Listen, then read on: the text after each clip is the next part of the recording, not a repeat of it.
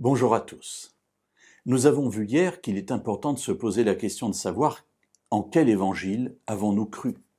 En quelle bonne nouvelle mettons-nous notre confiance? Car Paul nous le dit dans sa première lettre aux Corinthiens au chapitre 15 versets 1 et 2, « Si nous l'avons reçu et que nous n'y croyons pas dans les termes où cela nous a été transmis, eh bien notre foi est vaine. » Alors, voyons ce qu'il nous dit ensuite aux versets 3 et 4. « Je vous ai transmis avant tout ce que j'avais aussi reçu. Christ est mort pour nos péchés, selon les Écritures.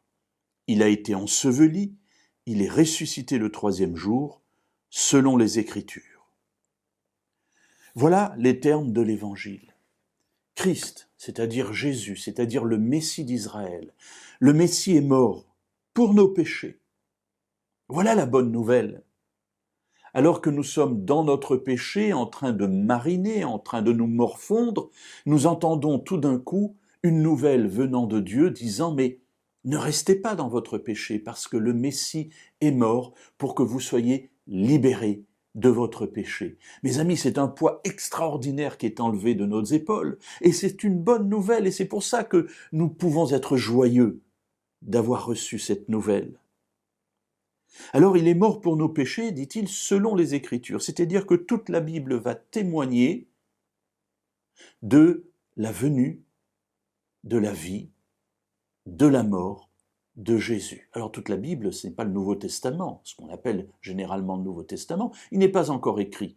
C'est-à-dire tout l'Ancien Testament, tous les écrits des prophètes, tous les écrits hébraïques témoignent de cette mission donnée au Messie d'Israël.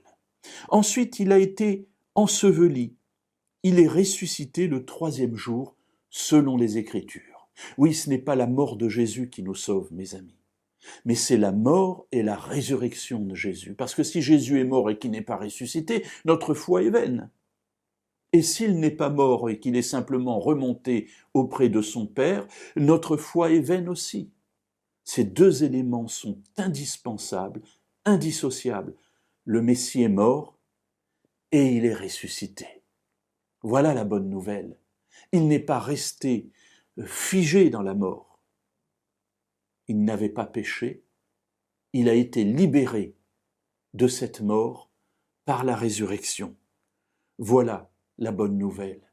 Alors nous verrons demain la conclusion que Paul en tire, ou en tout cas ce vers quoi il nous pousse à réfléchir à ce moment-là.